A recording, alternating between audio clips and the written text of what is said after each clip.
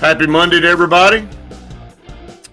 Know it's a holiday for a lot of people out there. It's really, really cold, and I'm just going to be honest with you. I wasn't. I normally would say it's good to see everybody. Wish I wasn't seeing y'all today.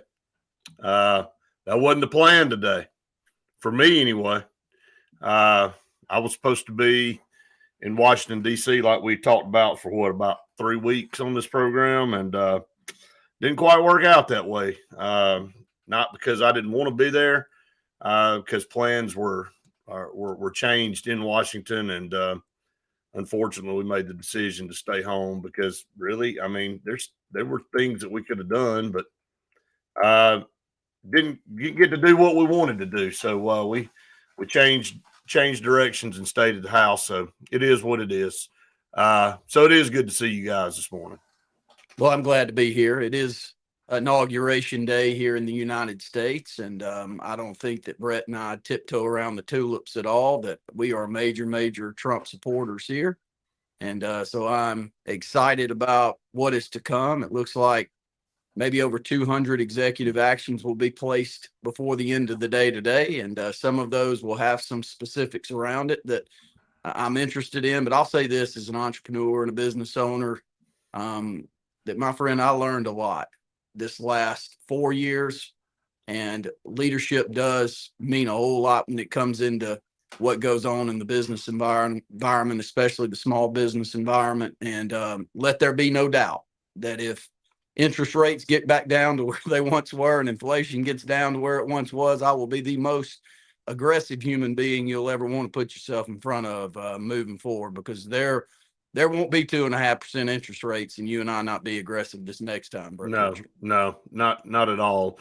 Let's welcome in the third leg here, and glad to have Faith with us this morning. We get started a little bit early this morning. Good to see you this morning, Good Faith. morning. I told Randy, I said, I normally would say it's good to see both of you, but I'm a little bit bitter this morning. I wasn't supposed to be here this morning. So, but it is what it is. You don't just cry in your cereal. You just got to wake up and move on. Maybe there'll be another opportunity one day to take advantage of that. So, but we got a lot to talk about. We'll start here on the Auburn Blitz podcast this morning by thanking Sensa Green for air that's really cool and clean this morning outside. Call them Sensa Green. They're the carrier experts here in the state of Alabama. You know right now if your unit's working or not, and it's about to be tested beyond belief this week with all the bitter polar vortex coming down. So Sensa Green's the perfect place to call and get a new unit if you need one, and also if you're looking for somebody to lead your next construction project, Scout is your place to go. Full service construction management firm that heads up every project from pre-construction through the project. Scout Program Management, we couldn't do the program without either one of them, and we really appreciate it. And we'll get to our other sponsors as we move through the podcast this morning. Auburn took down Georgia this weekend. I told both of you I was a little bit iffy about that. Was worried about that game, and it almost played out that way. And but Auburn jumped out to a big start again. They end up winning the game 70-68. But again, getting off to fast starts, I think, are huge for this team, especially on the road. And this was no exception. And Todd Pettiford, once again, when the bright lights shine, he shines. He's just a playmaker. He's just a gamer. It's amazing what he's able to do, and he saved Auburn with his effort. Faith, when we beat Georgia, I'm letting you start. It is it's your ground to kind of smile and be happy about that victory on Saturday. No kidding. Brett and I were texting towards the end, and when I was watching it, I kid you not, I don't think my heart went back to beating normal until probably like a couple hours later. I felt so, oh my gosh, I was so anxious. I mean, everyone that was watching, if you could see just the fans and everything and all of their student section and everything, can I mention that the spikes, what I guess they Oh, the call, football guys. yeah, how they have like all of those, and Yeah. that is literally what I think the gates of my scary place The gates would of hell. start with. The gates Yes, of hell. that's what the gates of my hell looks like, and the barking. So when I saw all of that, Georgia Bulldog fans barking at you with ozone. That is Faith Richardson's gates of hell. it is. And if anyone knows me, like you guys know that is how it's like traumatizing almost just growing up with all of that. So I don't know. When we started out so strong, we were on fire. It was absolutely lights out how I think we started. And then contrary to what I said last time, is it just got closer and closer towards the end. It wasn't so much of like a beating towards the end. And just like Brett, you said Asa Newell was going to be who, I knew it. we had to watch out for. And I mean, he had a great game up until literally the last 0.3 seconds. And he had the ball in his hand. Let me just say this. First, I got a couple points. First of all, what the hell's wrong with Georgia fans? I mean, I'm sorry. I know there's probably some watching. Well, we say War Eagle when we walk up to people, and I know Alabama fans say that RT word. I won't say that either. But Georgia fans just look at you and get in your face and bark at you and stuff. Like, I remember the first time I went to Athens, I'm like, the first time was like in the mid 90s, and I never had been there before to watch a game. I'm like, the hell's wrong with all these people over here? Like, I get it, and I know it's in fun and all, but some of them take it a little bit too much. But I can see where that would be your hell, Faith. And number two, Pat Adams is hell. Anytime you see him on the floor refereeing a game, just get ready. Like, guys, I mean, the end of that basketball game was ridiculous. I mean, seriously.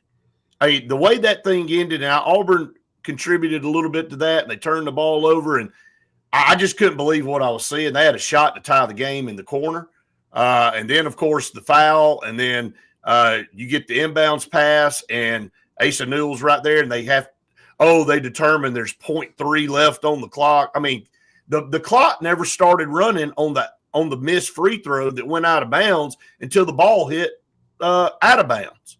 So there was not that much time left on the clock. I mean, it was a totally botched ending that looked like they were doing everything they could to give Georgia a chance to at least tie that game and send it to overtime. But thank God Auburn was able to survive it. And look, Georgia couldn't ask for any more of a gift.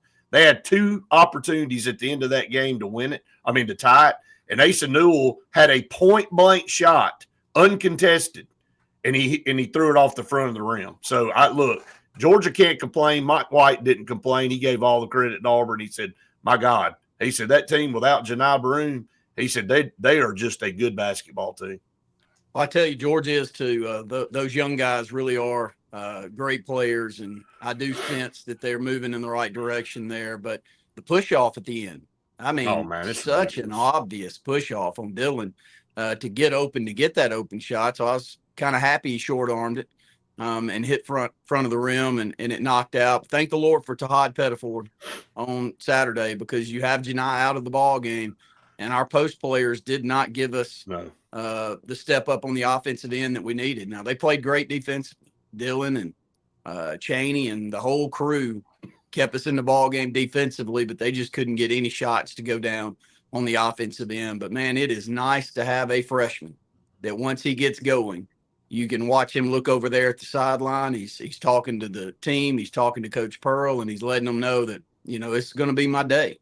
Leave me in here. As much as you can leave me in here and leave the green light on, I'm going to bring it back home to us. And that's the way that game played out. It was all Tahad Pettiford, and then Auburn didn't miss a couple of key free throws down the stretch, but we made a lot of them too. And, the ability to send guards to the line like Denver, When Denver went to the line, you knew they were going to be knocked out, and they were perfect.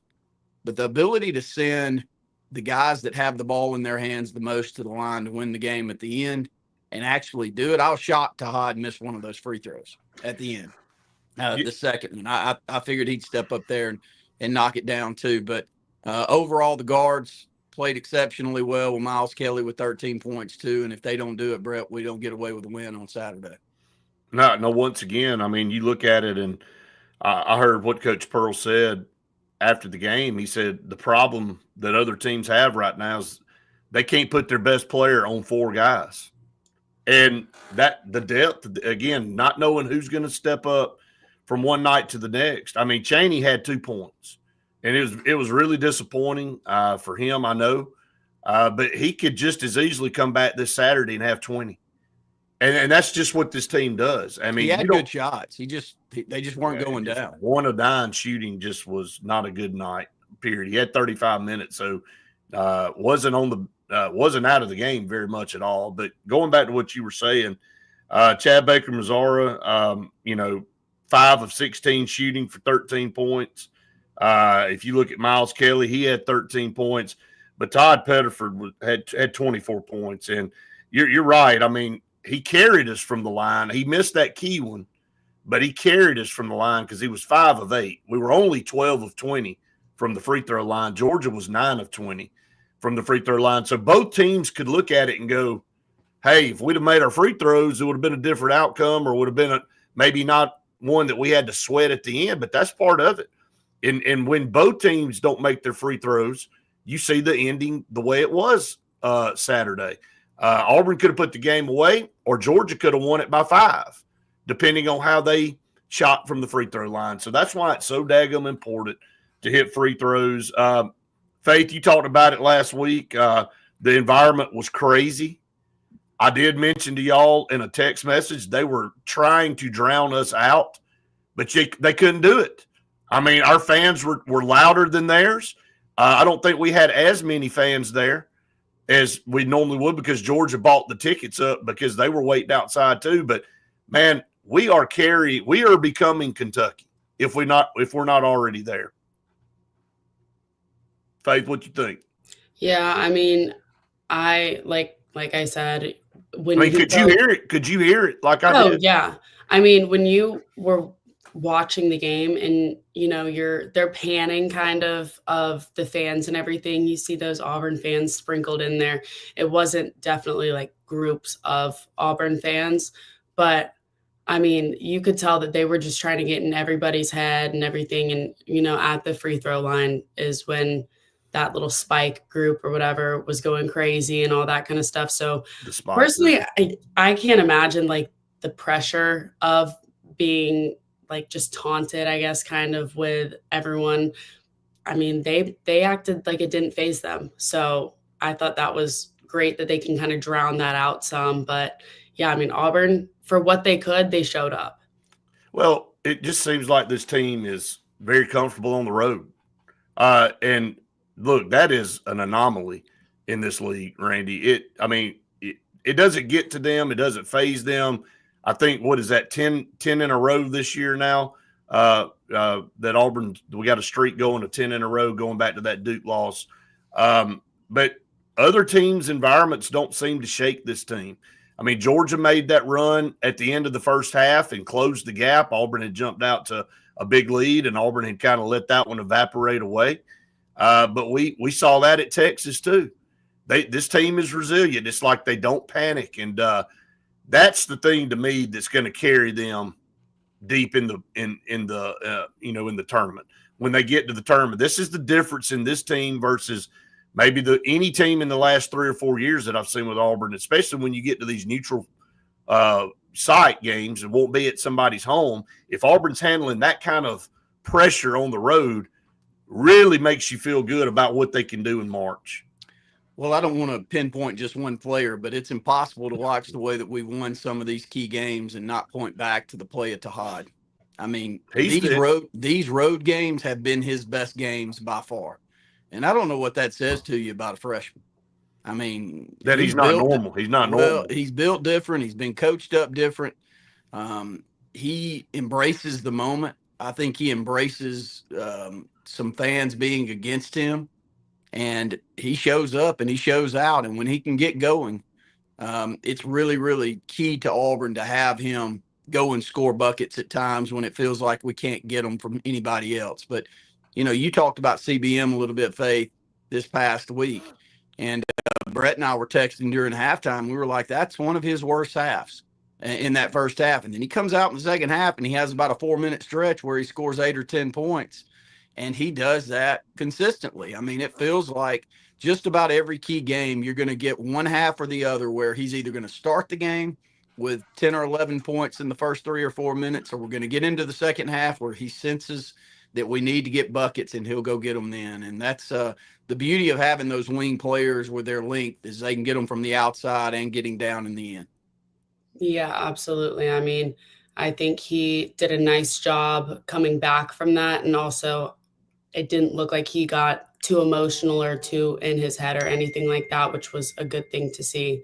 So, I mean, also, like the comment says, even some help with the refs. They had help. The officiating it wasn't, I thought it was going to be a little bit worse than what it was until it kind of went down to the last couple of minutes during the game. But Brett, we were talking a little bit about that before and during the game. Yeah, we were. I mean, look, on the road, you're not going to get a lot of calls. I mean, it just is what it is.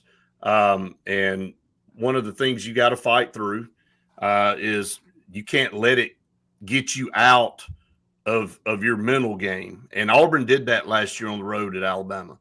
Auburn went up to Tuscaloosa, played a really good team. Obviously, that team went to the Final Four, but we were in position to win that game, and we had that one set of, I don't know, exchange go where we had, a couple players tie up with their guys, and they did that on purpose. They knew that.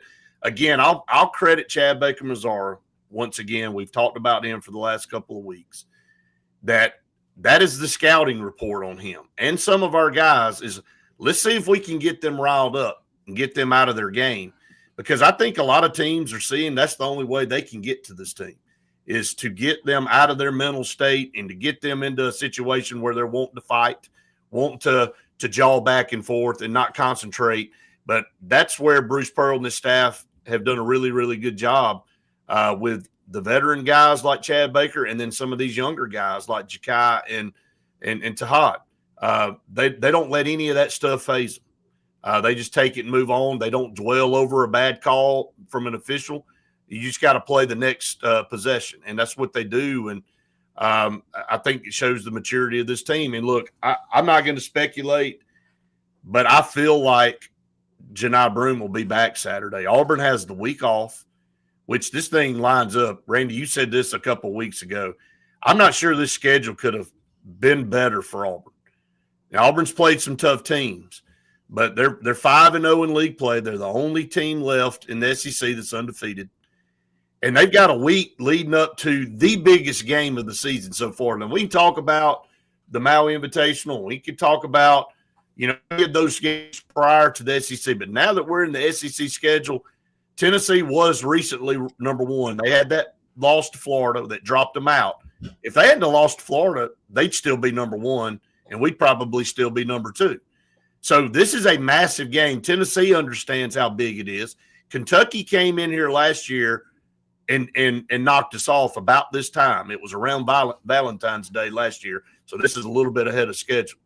But I think this week, not having a midweek opponent, and Auburn can get Janai Broome back, I think could be massive. That place is going to be rabid. It could be the most rabid that Neville Arena has ever been. The tickets on the lower section are going for upwards of $4,000 a piece, which is I can't even believe it. I mean, it just blows your mind that somebody would pay $4,000 for a 40-minute basketball game. But that's where we are with it. This environment Saturday is going to be off the charts.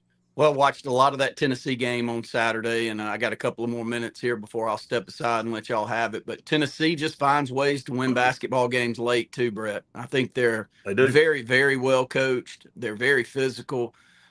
They lean on the three-point shot a little too much at times, but when they decide that they're going to go down in the paint, not lean on it, they've got the players to do it. So I suspect it's going to be a really tough game. We do need Janai back. We need Chaney and Dillon to get back to their strong ways of playing on the offensive end to go along with what we get on the defensive side. But we'll break that one down a million ways to one. I want to bounce around real quick before I step off. First off, happy MLK Day today. We didn't say that when we came in, Brett. I don't know if you noticed yesterday, Trump saying that he's going to release any documents on the Kennedy assassinations and MLK.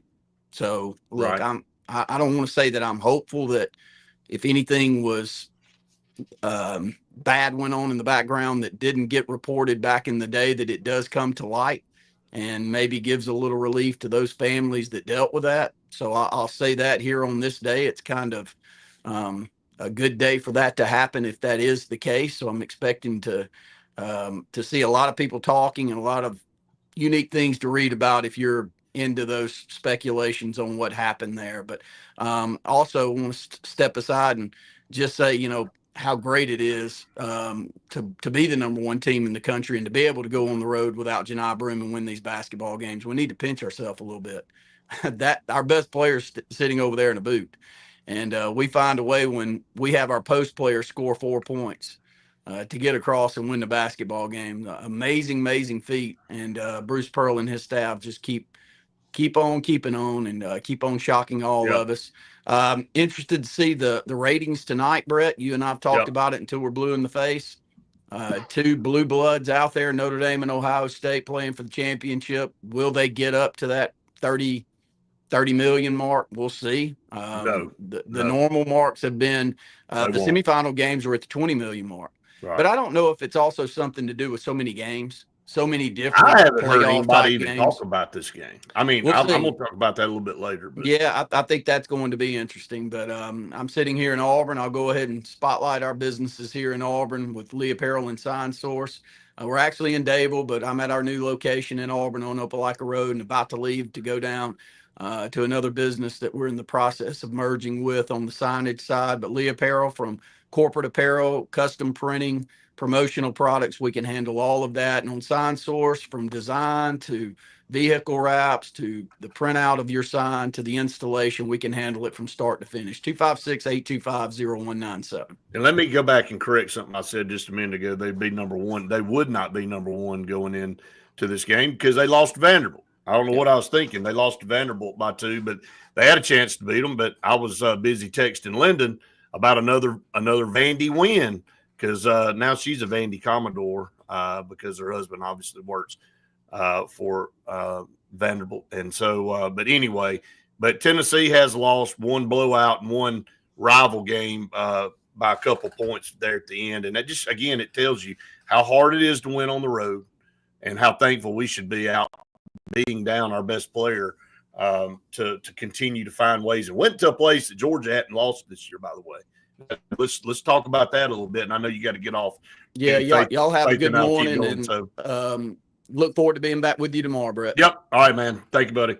Hi, Randy. But yeah, Faith, to keep going. Georgia hadn't lost over there. They had not lost at home, and again, that was a little bit of why I was a little skeptical.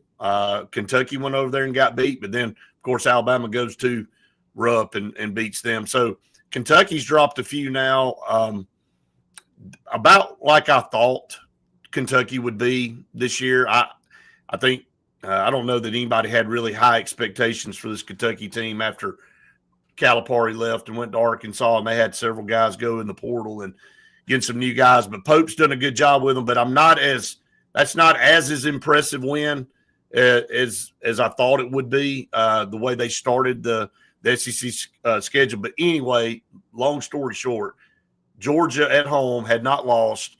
We were without our best player. I was concerned about it, but we figured out a way to get it done.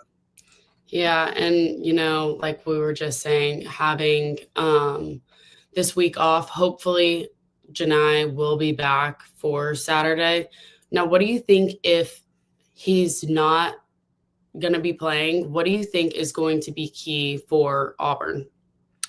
I think it's going to be guard play again, Faith. I think obviously, and we're going to continue to roll some comments in. Kyle said this weekend is going to be huge. Obviously, game day will be there. We talked about, they broke that right while you and I were finishing up on Friday. also a list of football prospects. We'll talk about that all throughout the week, as well as this junior day is massive coming up this weekend. And again, the basketball game and game day. I don't know that you could script a better setting for football and basketball than you'll have this weekend. Justin says, can we pay for Lyndon to go to the Alabama Vandy game Tuesday? She seems to have good luck when she goes to Vandy games. Look, I'll chip in.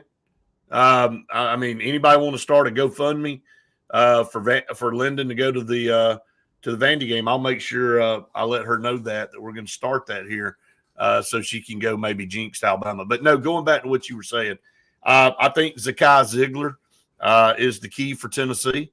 He's their best player by far. When you look at it, I mean, they've got Chaz Lanier as well, who's averaging about 18, but really it starts and stops with Zakai Ziegler.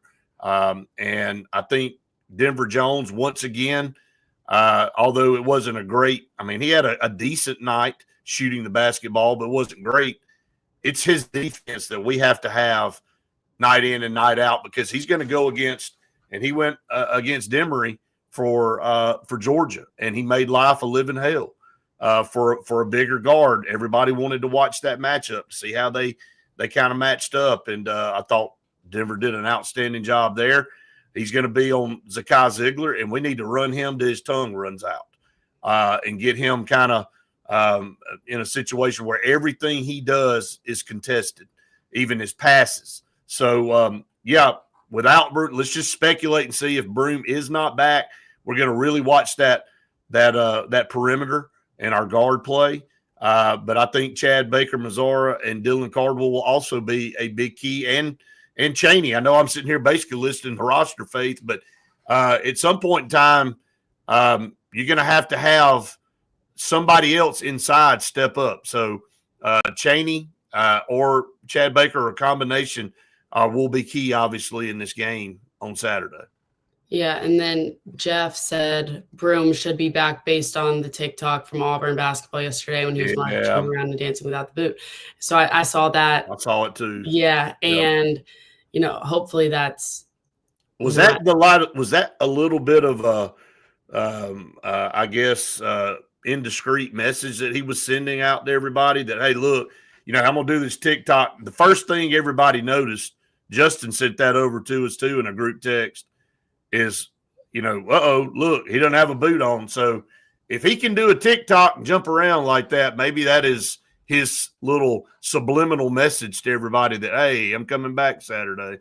Yeah, I'm hoping BP is going to say that he's starting light practice or something this week, and then we see him pop out on Saturday. That would be really good for us. I think he is participating in some shooting drills and things. I mean, obviously he's not out there running around and stuff, but maybe we can see him get back to a place where they feel like this week he can come in and play. Now, again, if they feel like it's, any little bit of skeptical about him coming in and playing, they'll keep him out. Again, you want to win this game. We know what's on the line. We know it's a big deal, game day and all that, but this is not going to win you a national title Saturday. Let's put things in perspective. We're not going to go undefeated. I hope we do. I'll eat my words. Okay. If we run the schedule and go undefeated, nobody's going to be happier than me, but let's talk reality. It's hard to, if you get 13, 14 wins in this conference out of 18 games, then you've done really, really well. So, if you drop the game, it's not that big a deal. I'm not saying we will. I'm just saying everybody don't need to get bent out of shape if we do, because this game Saturday is not going to matter in March. When you're coming down the stretch and you're in the tournament, nobody's going to be talking about a game back in January. I mean, they may be from an RPI and all the different matrices. They may talk about that was a key win, but Auburn's already broken every record about quad one wins to this point. So would it be a setback? Yeah, to lose at home. You don't want to do that. I'm just saying everybody don't need to get all bent out of proportion if we do lose. Yeah, I think though, with the environment that Neville Arena is going to be. I think that is just going to honestly really give the guys some confidence in their plays. You know what I mean? Like, I no just doubt. think, and I mean, I hope I'm not jinxing it or anything, but I think that'll honestly be probably the biggest factor of the game. Like, if we were at Tennessee, I think that would probably really it would be flipped. throw it all out of proportion. Well, here's the deal. Our players feed off that crowd, and every road game isn't created equal. And every team that rolls into Neville Arena, they understand this is a different place. And there's a reason why nobody comes in here and wins hardly ever. There's a reason the tickets are $4,000. Exactly. There's a reason. And someone's going to buy them too. Absolutely. So it's not going to be me or my family, but I wish it was. Faith, I thought you were going to buy a pair of tickets for us this weekend. You just busted our bubbles. Sorry. Well, okay. We'll just go to plan B, which is watching on TV, right? Kyle said, I say we save him this weekend. Give him one more week. Need the full team when we start in the middle of February. Look, I'm going to trust whatever our coaching staff decides to do. You got to put the faith in them. They're the ones that are going to be watching and monitoring him very closely and listening to what he's saying. If they can brace that ankle up and they feel like it's strong enough, let's go. If they feel any way about him, any type of if they're skittish at all about it, then leave him out. I mean, look, we got a good enough team to beat Tennessee at home without him. I'm just going to say it. Obviously, we've proven that already playing without him to this point. But I think what we're doing in all of this, and I've seen several people comment on this as well, our team is learning how to play without him, and they're finding out some things that you wouldn't be able to find out if you had Janai Broome. So I do want to say that the plans are to have Coach Pearl on next Monday. So I hope we do win. I don't want him coming on here after the first loss of the season. So we want to win that game for sure for multiple different reasons. Selfishly, I don't want on here after the first loss, Auburn Blitz, when he comes on here and tells me I'm never coming back on this program again because you're my first interview since the game Saturday and we lost. So hopefully that won't be the talk. Glenn said you can tweak an ankle walking in the gym. You can. Man, if you know anything about it, man, I've rolled my ankle a bunch, playing basketball and going out there going hard, and then you step wrong coming on the sidewalk, and you can roll it, and it can be bad. Hugh says, I think we will lose 3 before the season's end. Man, that's 15-3, and that's an SEC champion. That's what that is. If Auburn only loses 3, then we're 15-3, and we're probably the SEC regular season champs at that point. Kyle said, absolutely, BP and me. We agree. I'm telling you. He said, if that happens, that better be his last appearance. No, we're going to think positively, Kyle. We're not going to think negatively on here. So, but Auburn is the number 1 team. Faith, let's get to some of our partners here on the program. Again, want to thank all of our partners, but want to thank Bunkers in downtown Auburn on West Glen. There's some people that went to Bunkers this weekend and had a great time. If you have not been to Bunkers, you're missing out. Great food, great bar, great atmosphere. You can rent the simulators, hang out with your friends. How's your golf game, Faith?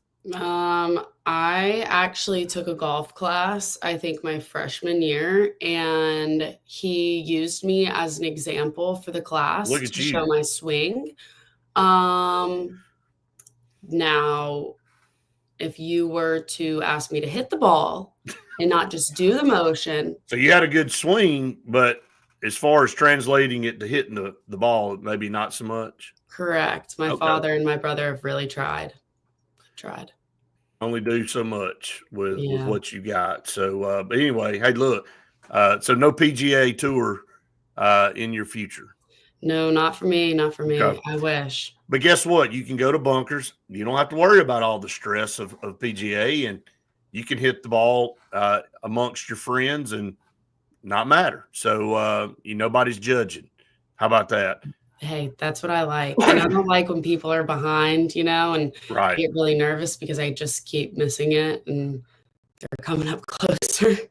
Well, again, you can go to Bunkers, enjoy great food and great beverages, and hit the ball wherever you want to hit it. Just don't hit it through the restaurant. Just hit it toward the screen. That'll be fine. All right. So we'll continue to talk about Auburn, Tennessee the rest of the week as we lead up to that game. We'll obviously talk about Junior Day coming up as well. That's massive. We'll end up here, Faith, this morning, talk about the College Football National Championship game. I just hadn't heard a lot about it. I mean, and even when there is an SEC team in there or is not an SEC team in like this year, I'm pretty attuned and dialed in, and the press conferences and all the different things. But I just think there's so much going on. I just think it's been buried. I mean, the NFL playoffs yesterday were great. Two really, really good games, and then there were two games on Saturday that were really, really good. I just don't hear anybody talking about it, and it may be because of where we are. And I am going to be interested to see how this plays out between them tonight and the viewers and the ratings, and when all the dust settles, how that game's going to play out.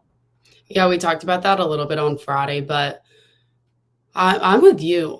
There's not really been a bunch of press around it, I don't think, but I feel like when there's not an SEC team, that's probably why we don't hear that much about it. Right. But yeah, I mean, there's just so much going on in the timing of it, of the month and everything like that. So I don't know. I'm with you. I haven't heard much. No, I haven't heard anything about it. And I mean, look, this is what we do. It's two really big name programs. It's Notre Dame, it's Ohio State. And, but again, I just don't see the interest. I really don't. Nationally, we'll see. The ratings will tell us. We'll tell you know what if we're off or not. You know what was interesting before Notre Dame played Penn State? What I saw, how Riley Leonard's mom texted him that he sucks before each game. Did you see that? I didn't see that. I missed that. Okay, so before each game, she has, I guess since high school, has texted him and been like, "You suck." Because growing up, he was always told that he is he's the best player, whatever. Sure. He takes charge of the offense and all that kind of stuff. And he needed somebody to ground him and, reverse psychology, bring him back to earth. And he was like, well, I need to prove to my mom that I don't suck or anything like that. And so I thought that was something that was so interesting listening to, because I don't know. How'd you like to look over at your phone and your mom, the person that that loves you the most in the world, tells you suck? I know. Well, then when it's working, it's working. Yeah, I mean, when I was watching it with Riso and he was doing he would throw a bad pass or something, we'd look at each other and be like, his mom wasn't wrong. Exactly. Which obviously that's a facetious and we're kidding and everything, but still, I mean, I can't imagine telling people that. Well, it's become probably now more of a superstitious deal than it has anything else. Maybe she meant that earlier, like, hey, don't get the big head. But I'll say this about Riley Leonard and Will Howard, both of them tremendously outspoken about their faith. I think it's great. The running back for Ohio State as well, the same way. I really appreciate those guys, coming out and saying the things that they say and being the role models that you want guys in their position to be. And so, and I saw what, Riley Leonard said about, he felt like it was kind of destined that these two teams, they're the two most outspoken teams about their faith. And, that he felt like, that's the divine intervention from from God on that. And you can believe whatever you want to believe. That's the thing about it. Some people may say, whatever, but he truly believes that, then that's great. And, he's that, I guess grounded in his faith and really relies on that. And it obviously is working. It's gotten him to a national championship game, and it's Will Howard. Both these guys transferred in. Again, this is another part of the era of college football we're in, Faith. You've got two quarterbacks that played for other teams last year, and then now they've moved on to and it's worked out for them. I mean, Quinshon Judkins from right here in the state of Alabama at Pike Road had 2 great seasons at Ole Miss. People want to question, well, why did he go to Ohio State? Well, I'm sure he got more money, but guess what he's also doing? He's playing in a national championship game tonight. He wouldn't have been playing in a national championship game if he'd have stayed for his 3rd year at Ole Miss. So, look, we can criticize and we can say all the different things, but the move is good for some people. The point of the portal is it's out there, and it's a temptation for kids to jump in when things aren't going their way. That's not the case in these 3 instances. When you look at the 2 quarterbacks and the running back, these guys moved on because they felt like it bettered their situation, and they had the ability to go and do that. Other players, most everybody out here, if you're not getting it done where you are, probably you're not going to wave a magic wand and get in the portal and go be the starter somewhere else. Look, I'll use Walker White as an example. I wish the kid nothing but the best, but you couldn't get on the field at Auburn. And maybe you can get on the field at Baylor, but if it wasn't working out here, maybe that was something you needed to sit through and try to work through rather than jump in the portal when you saw Auburn go out and get a portal quarterback, Jackson Arnold. Maybe that is the message that you sent to the fans that, hey, I'm running from competition. You can say you weren't, but you didn't get in the portal until Auburn signed him. So what changed in that whole deal? My point is that it's good for certain people, but it's probably wrong for a lot of people. Yeah, no, I agree. I mean, we've talked about, the portal and stuff a lot and how it's kind of affected just college football and the game itself and the loyalty and everything for each team and all that kind of stuff.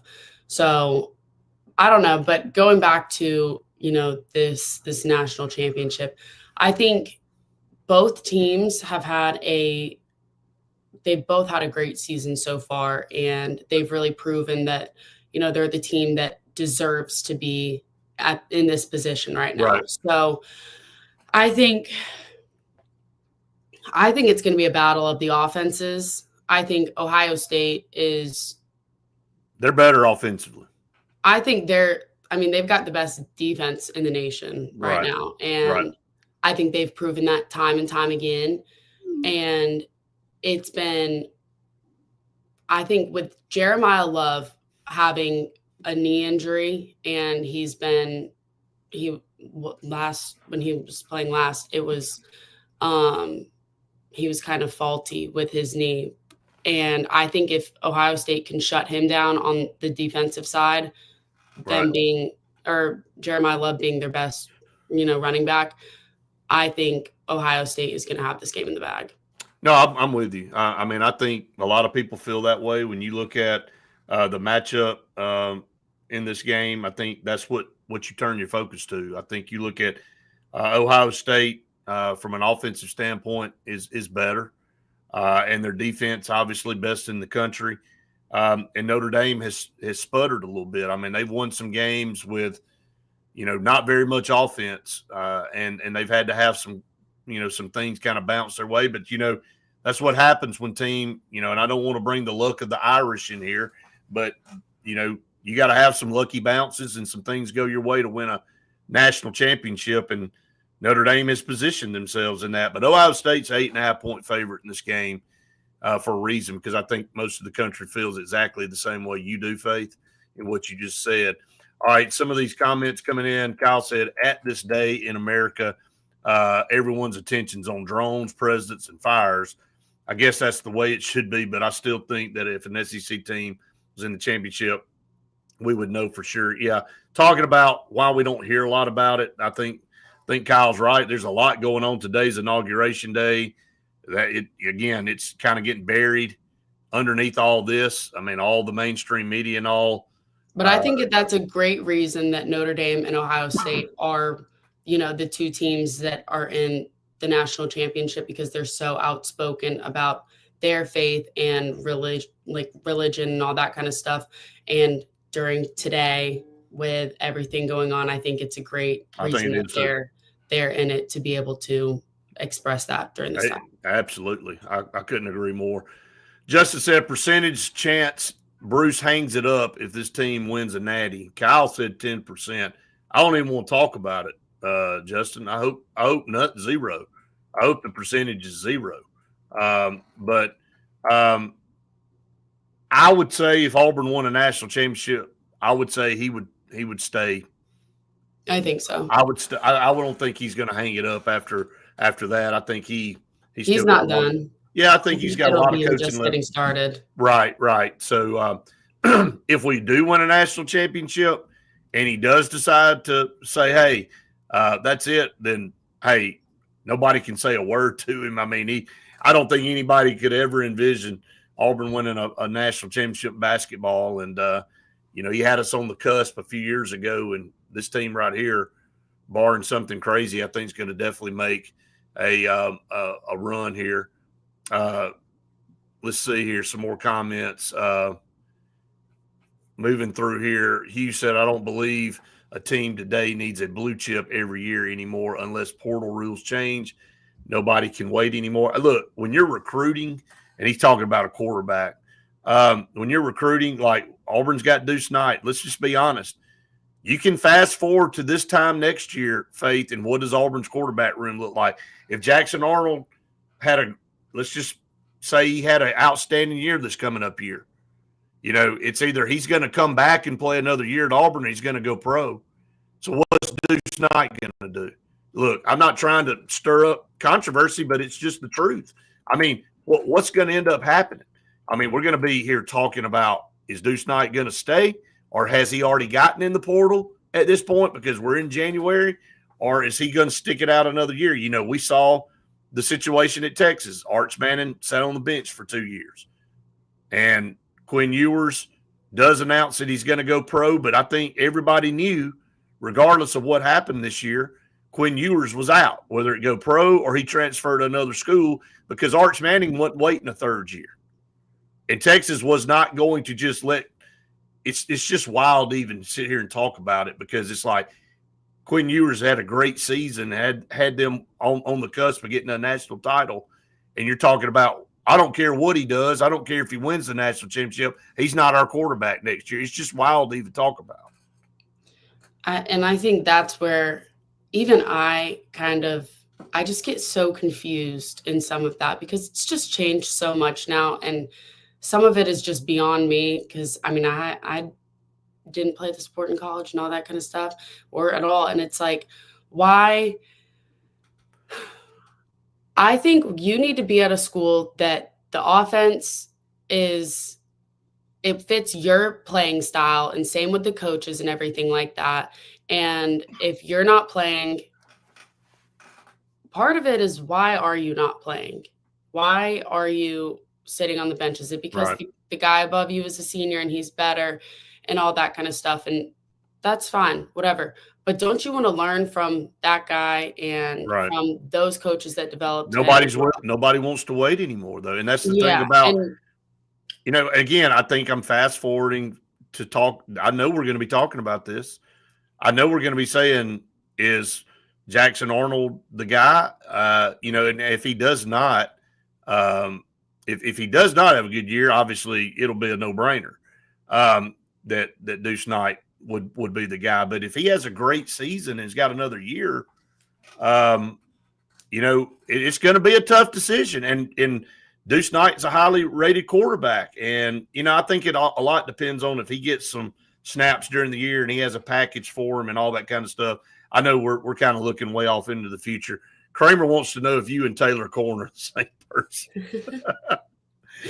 I don't think that's so. nice. Yeah, That's sweet, you're though. not doppelgangers there. So No. interchanging. So Faith will be on TV somewhere soon. I definitely think that for sure. But going back to the quarterback position, but it's good. You got to continue to recruit, and you don't expect a guy to hang around for 4 years. Now, it's in your mental. You know that, hey, you got to go get the guy you feel like you got to have right now. And then you got to see how next season plays out. And then you cross that bridge when you get there. I know a lot of people said, Deuce Knight, if Jackson Arnold comes in and tears it up, Deuce Knight will never take a snap at Auburn as a starter. And it may not. Do you want your team to do really good this year? I do. Well, if we have a really good year, it means Jackson Arnold had a good year. So Right. I don't know what that means for Deuce Knight. I don't know what that means for anybody that goes out and recruits a blue chip quarterback every year now, moving forward, when you've already got a guy in place that's got multiple years left to play. I mean, it'll be depending on what they want to do and what you want to do. And then do you want to open it right back up and say, okay, you did really good this year. You led us to a 9-3 season or a 10-2 season, got us in the playoffs, but it's going to be a competition again. I'm not giving you the starting job next year just because you did this year. So I don't know. I mean, it's tough as a coach now, Faith. I'll say that, to make these decisions. No, I agree. Now, bringing it back to the game, what are you thinking the fan bases of Notre Dame and LSU are thinking about Brian Kelly and Marcus Freeman and their success? That's a good question. I think I think LSU fans are already exhausted with Brian Kelly. I sat with some Texas A&M fans at the our game, the Auburn Texas A&M game, and the guy behind us, his wife, all of them were Texas A&M except him. He was an LSU fan, and he happened to be an LSU and a Notre Dame fan, which was weird.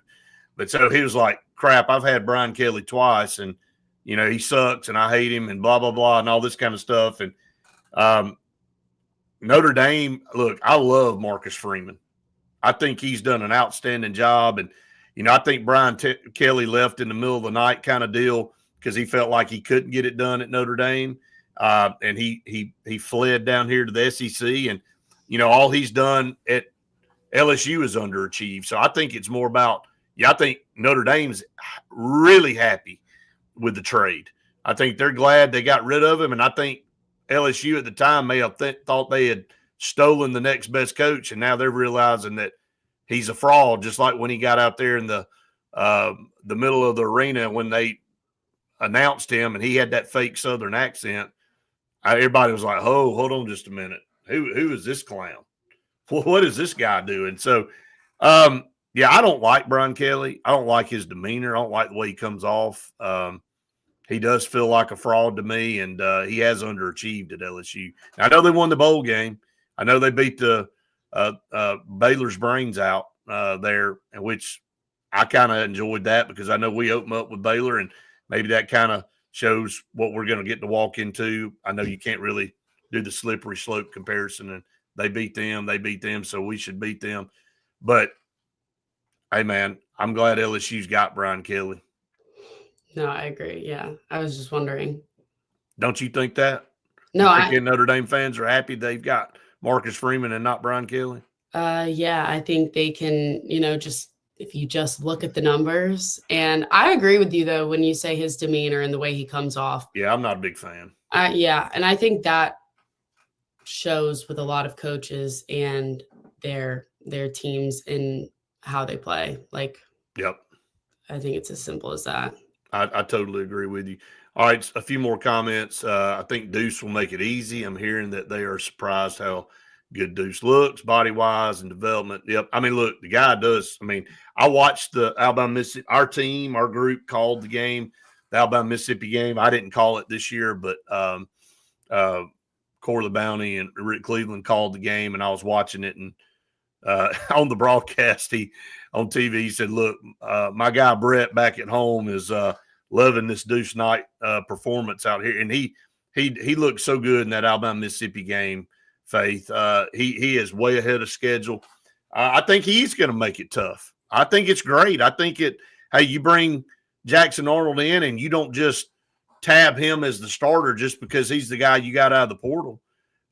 You let these guys compete in the spring, and if Deuce is the best guy, because Alabama's probably going to be starting a freshman, because if Ty Simpson were the guy, I think he would have gotten more time this year, and he couldn't beat out Jalen Milroe. So I think they're expecting their true freshman to come in who's highly touted. So Deuce Knight was the MVP of the Alabama Mississippi game for Team Mississippi. Outstanding performance there, put up unbelievable numbers. So he may be ready to go. And so I'm not speculating that he's going to just be handed the job, and I'm talking about Jackson Arnold. So we'll just have to wait and see. And I'm with you, Hugh. Maybe he's going to make it tough, or maybe he'll make it easy on a decision, and it may be Deuce Knight instead of Jackson Arnold. Kyle said if we go 9 or 10 wins this year, that means we've got a quarterback for next year. Hopefully it's the same. Again, that goes back to what I said earlier. I mean, if you win 9 or 10 games, what you going to do? You're not going to put that guy on the bench. So you're going to have a situation where you're talking about who's going to be the guy next year. It's just the way of the world. It's just what we've got to deal with. Will Redmond helped him there for a minute, but we took him, and now look. I